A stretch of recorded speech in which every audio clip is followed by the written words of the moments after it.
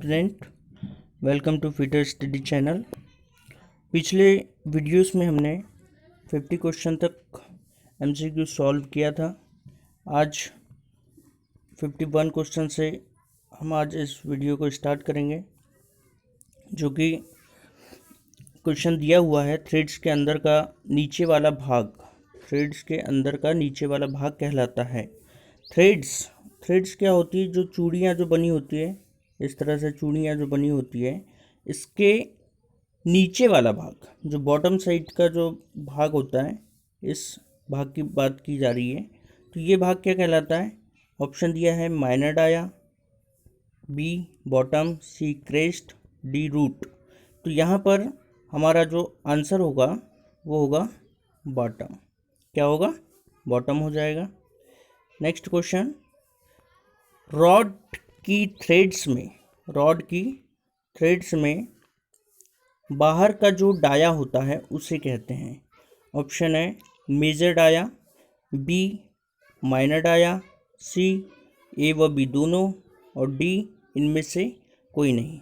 तो यहाँ पर देखते हैं हम थ्रेड्स की जो टर्मिनोलॉजी होती है वो कुछ इस तरह से होती है। थ्रेड की टर्मिनोलॉजी की हम बात करें,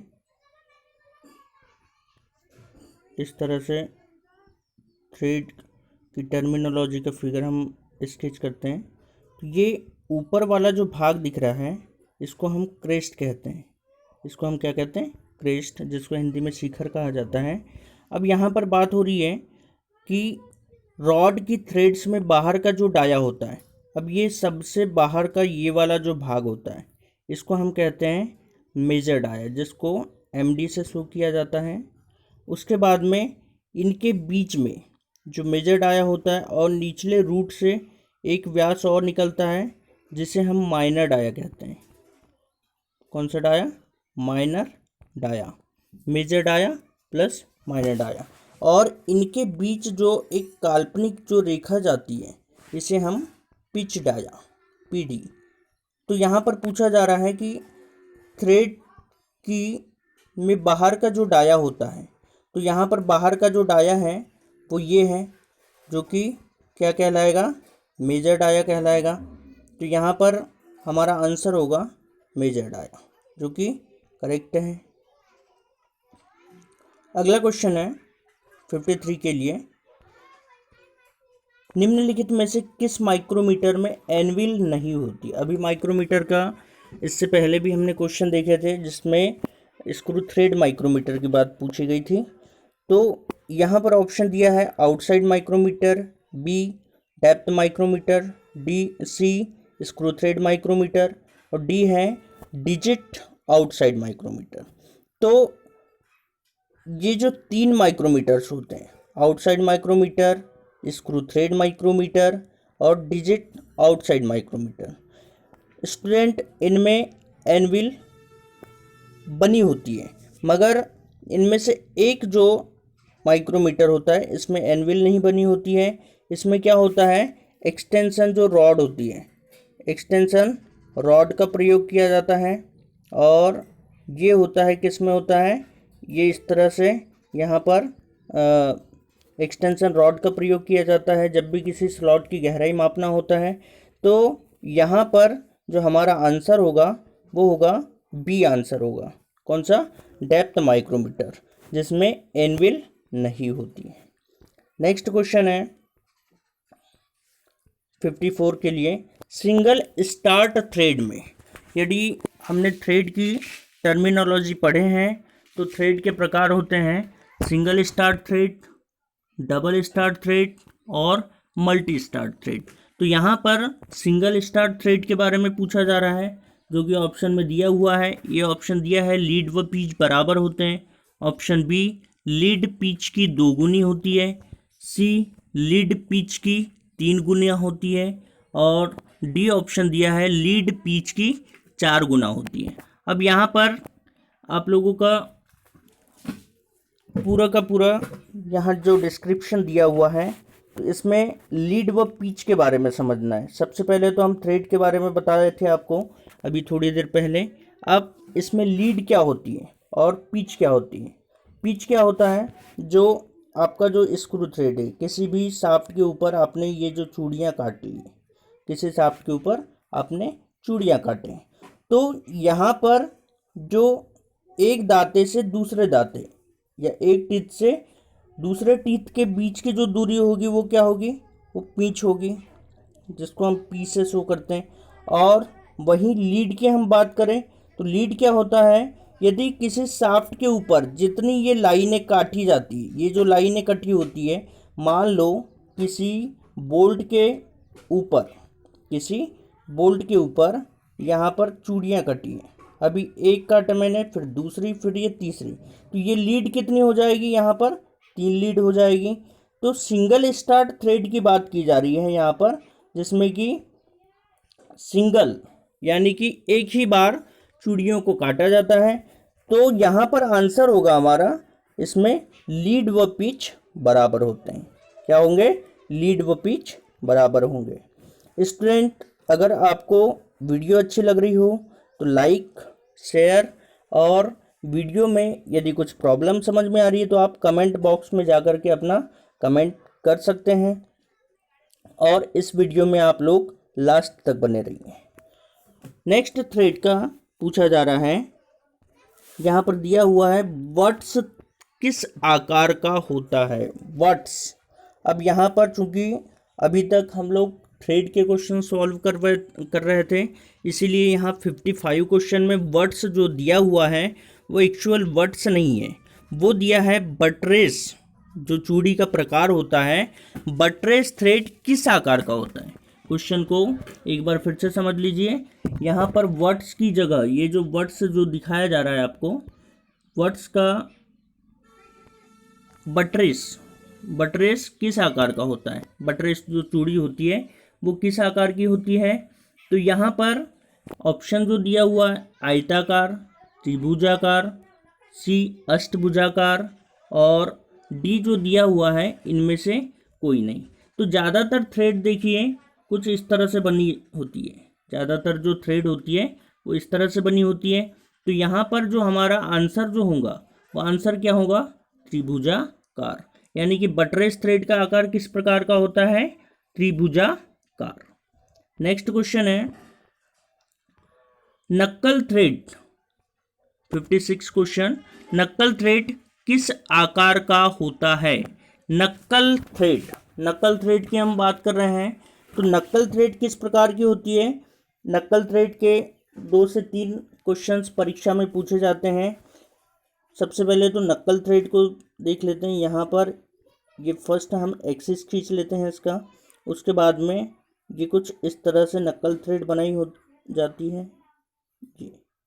ये हो गया आपका नक्कल थ्रेड, ठीक है, जो कि अर्धवृत्ताकार आकृति में होती है।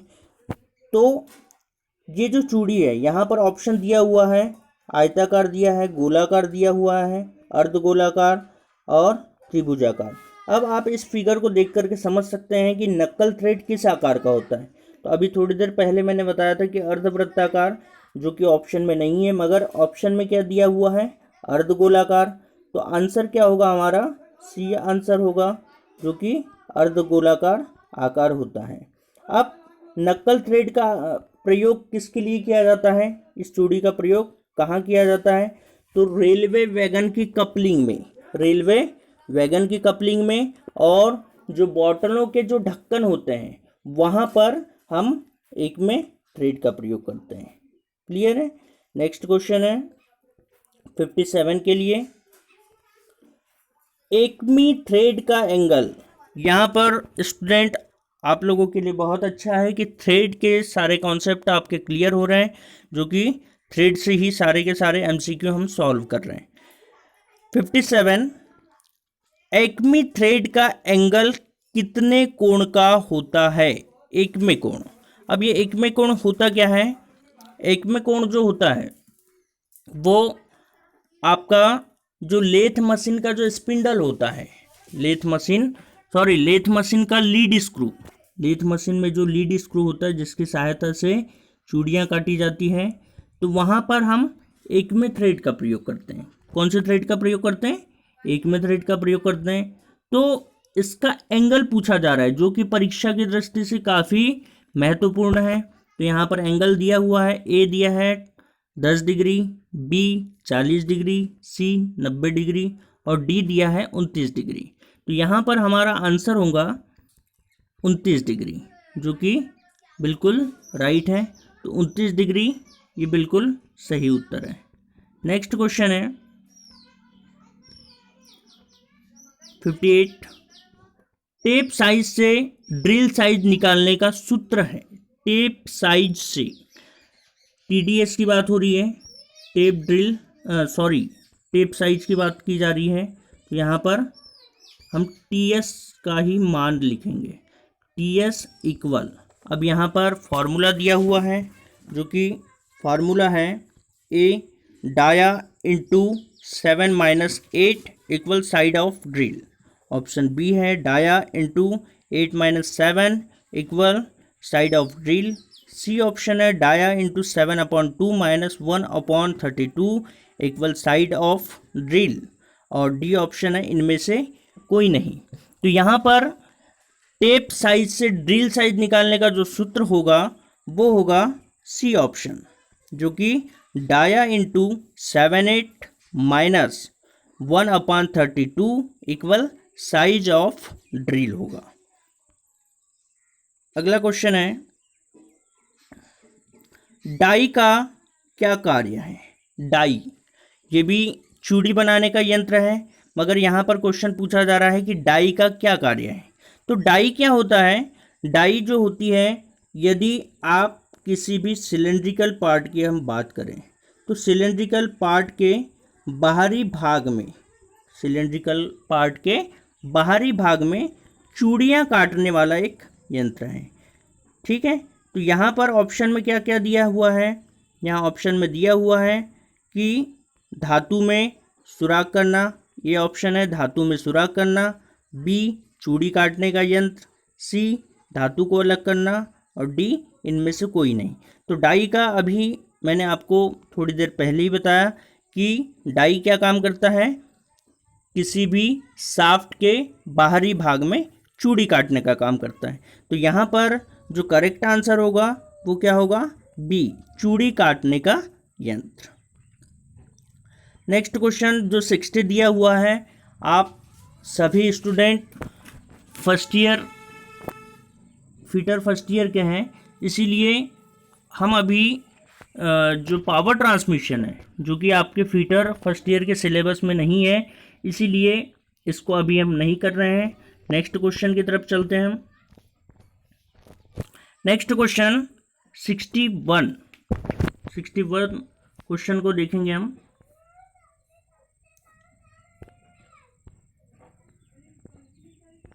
जो कि फिर से थ्रेड का ही दिया हुआ है। रॉड के ऊपर थ्रेड से जब जब लाइन को खींचने पर जो शेप बनाती है उसे कहते हैं। रॉड के ऊपर थ्रेड्स, रॉड के ऊपर, ये एक रॉड है, इसके ऊपर जब जब लाइन, यानी कि जब जब चूड़ी बनती है और ये जो लाइन बनती है, खींचने पर जो शेप बनता है उसे क्या कहते हैं। ए दिया है एंगल, बी दिया है बॉटम, सी दिया है रूट और डी दिया है इनमें से कोई नहीं।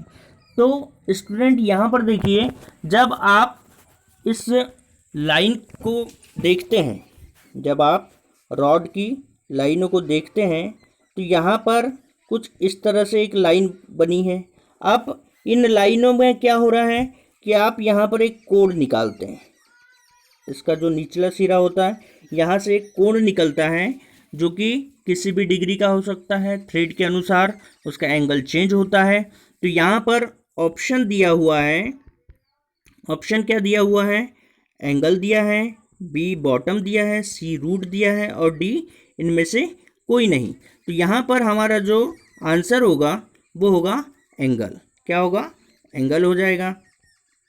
नेक्स्ट क्वेश्चन है 62 क्वेश्चन, निम्नलिखित में से किसका सूत्र है।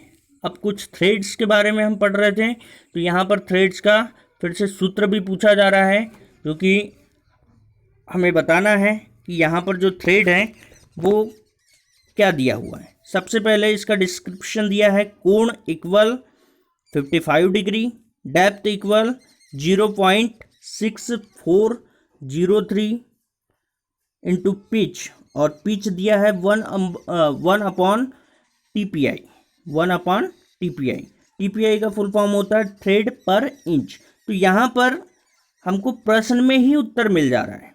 सबसे पहले प्रश्न में उत्तर कैसे मिल रहा है, यहाँ पर जो कोण दिया हुआ है, कोण दिया है 55 डिग्री, तो हमको याद रखना चाहिए कि 55 डिग्री का जो कोण होता है वो किसके अंतर्गत होता है, वी थ्रेड के अंतर्गत। अब वी थ्रेड के अंतर्गत कितने प्रकार की चूड़ियाँ आती है, तो वी थ्रेड के अंतर्गत BSW, BSW, BSP और BSF, ये सारी की सारी वी थ्रेड के अंतर्गत आती है। मगर इनका जो कोण होता है, इनका कोण होता है 55 डिग्री का। कितने डिग्री का होता है, 55 डिग्री का। तो यहाँ पर बी ऑप्शन में दिया हुआ है ए BSW, बी BA, सी नेशनल और डी इनमें से कोई नहीं। तो 55 डिग्री वाला जो कोण होता है, यहाँ पर मैंने बताया था BSW, BSP, BSF। अब यहाँ से इनमें से कौन सा ऑप्शन मैच कर रहा है, तो ऑप्शन मैच कर रहा है BSW, जो कि करेक्ट आंसर होगा। तो इस आंसर से इस क्वेश्चन से आपको क्लियर हुआ कि BSW थ्रेड का ये जो है, ये सारा का सारा जो दिया हुआ है ये सूत्र होता है। आप लोग नोट कर लीजिए। नेक्स्ट क्वेश्चन देख, चलिए नेक्स्ट क्वेश्चन है, निम्नलिखित में से किसका सूत्र है। फिर से वही क्वेश्चन है, इससे पहले हमने जो सॉल्व किया था। तो यहाँ पर पूछा गया है कोण 0 degree, depth 0.5 into pitch, radius equal pitch भाग 4 दिया हुआ है। ऑप्शन में दिया हुआ है ए BSW थ्रेड, बी नकल थ्रेड, सी एक्मे थ्रेड और डी इनमें से कोई नहीं। तो सबसे पहले मैंने पिछले क्वेश्चन में आपको बताया था कि ऐसे क्वेश्चंस जब आते हैं तो सबसे पहले प्रश्न का जो उत्तर होता है वो हमें यहाँ कोण से ही पता चल जाता है। तो यहाँ पर कोण जबकि दिया हुआ है 0 डिग्री, 0 डिग्री की बात की जा रही है। तो 0 डिग्री कौन से थ्रेड का होता है, तो थ्रेड यहाँ पर देख लेते हैं हम, ये इस तरह से थ्रेड बनी है जो कि नक्कल थ्रेड है ना। इससे पहले भी मैंने नक्कल थ्रेड के ऐसे ही डायग्राम आपको बताया था। तो नक्कल थ्रेड का जो कोण होता है वो कितने डिग्री का होता है, बिल्कुल 0 डिग्री का होता है। तो यहाँ पर जो हमारा करेक्ट आंसर होगा वो बी होगा, जो कि नक्कल थ्रेड दिया गया है। नेक्स्ट क्वेश्चन है, रिवेट कितने प्रकार के होते हैं।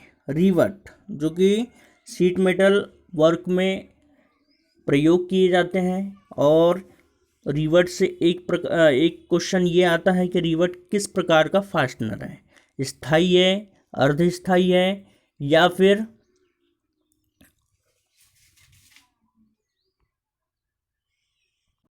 तो रिवेट अर्धस्थायी प्रकार का फास्टनर होता है। अब यहाँ पर रिवेट जो दिया हुआ है, तो रिवेट के बारे में हम बात करते हैं कि रिवेट का कई बार मटेरियल पूछा जाता है।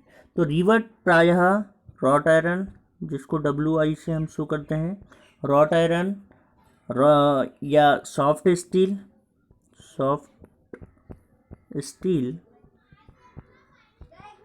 एल्यूमिनियम,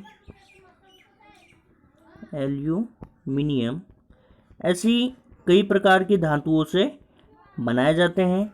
और इसका जो वर्गीकरण यानी कि क्लासिफिकेशन जो लिया जाता है वो लिया जाता है, रिवेट का वर्गीकरण उसके मटेरियल, हेड का आकार और बॉडी की लंबाई या व्यास के अनुसार किया जाता है। अब यहाँ पर पूछा गया है रिवेट कितने प्रकार के होते हैं।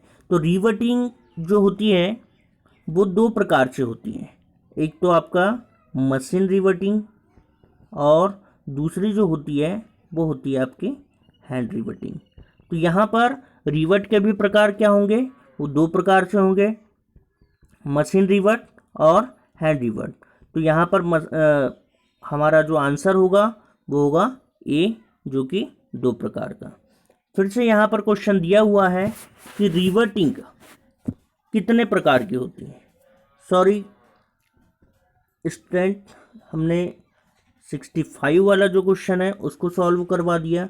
रिवर्ट मुख्यतः होते हैं, रिवर्ट कितने प्रकार के होते हैं यहाँ पर क्वेश्चन पूछा जा रहा है। तो रिवर्ट मुख्यतः 8 प्रकार के होते हैं। कितने प्रकार के होते हैं? 8 प्रकार के होते हैं।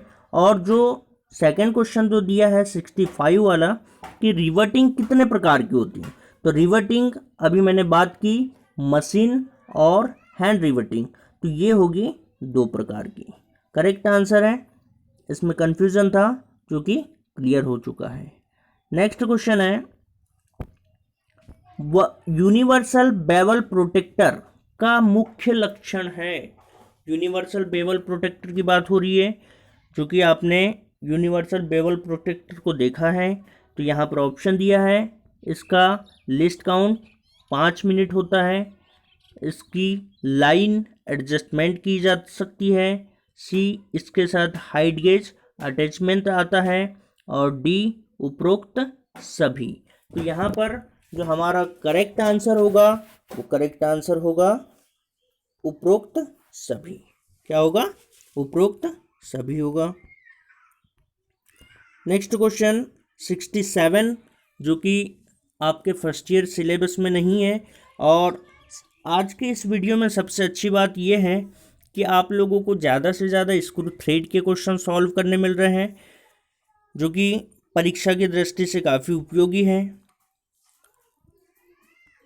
Question number 68, fine screw thread की फॉर्म और फ्लैंक एंगल को खालिस्तान का प्रयोग करके चेक किया जाता है। चेक किया जाता है फाइन स्क्रू थ्रेड की फॉर्म और फ्लैंक एंगल। तो स्क्रू थ्रेड जो होता है, अभी हमने आपको बताया था कि स्क्रू थ्रेड इस प्रकार से हम बना लेते हैं। इसकी जो फॉर्म होगी, ये पूरी की पूरी ये फॉर्म है, और फ्लैंक एंगल ये जो दिया हुआ है, ये जो लाइन दी है जहाँ पर मैं टिक कर रहा हूँ, ये जो लाइन है ये फ्लैंक एंगल है।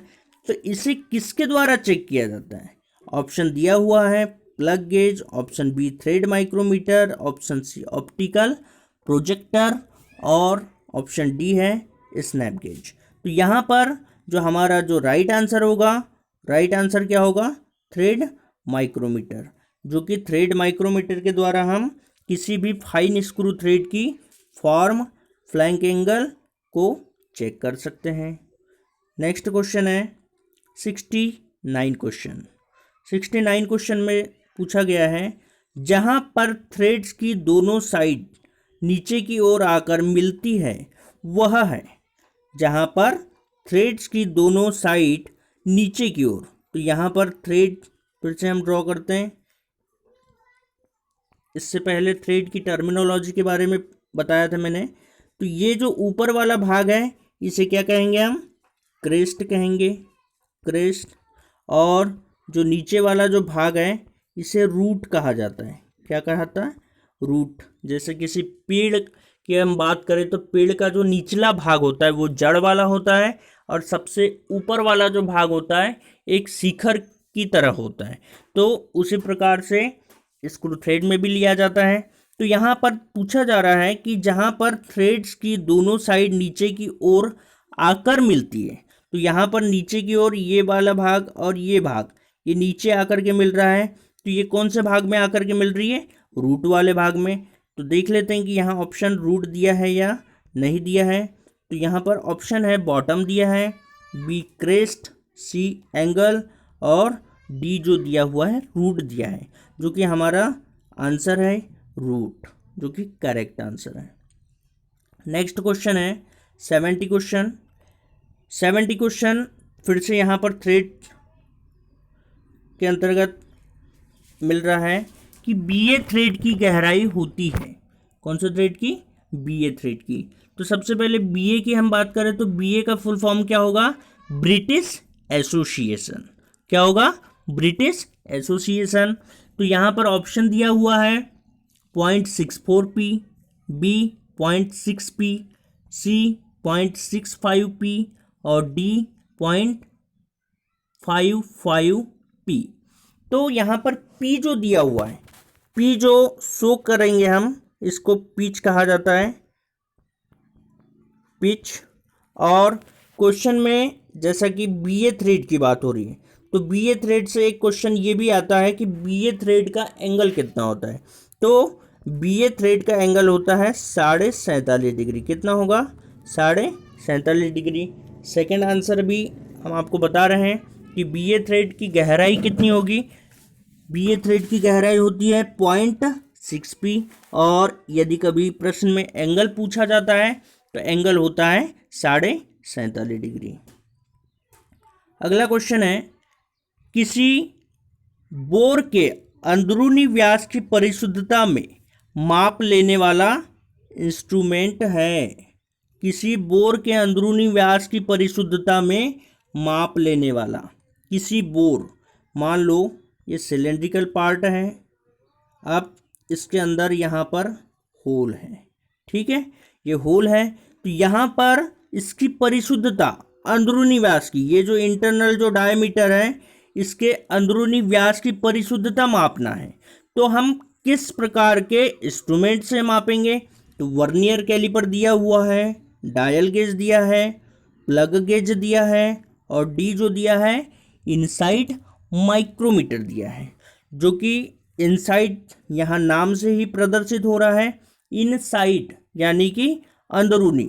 तो यहाँ पर हम किसी भी बोर का अंदरूनी व्यास और उसकी परिशुद्धता में माप लेना है तो हम इनसाइड माइक्रोमीटर का प्रयोग करते हैं। नेक्स्ट क्वेश्चन है, गैल्वेनाइज्ड शीट की कोटिंग में प्रयोग होता है। गैल्वेनाइज्ड शीट की कोटिंग में प्रयोग होता है, तो यहाँ पर जो हमारा आंसर होगा गैल्वेनाइज्ड, जो कि आयरन के ऊपर हम किसकी कोटिंग करेंगे? जिंक की कोटिंग करेंगे, तब जाकर के हमारा जो शीट होता है वो जीआई शीट कहलाता है। तो यहाँ पर आंसर होगा जिंक होगा।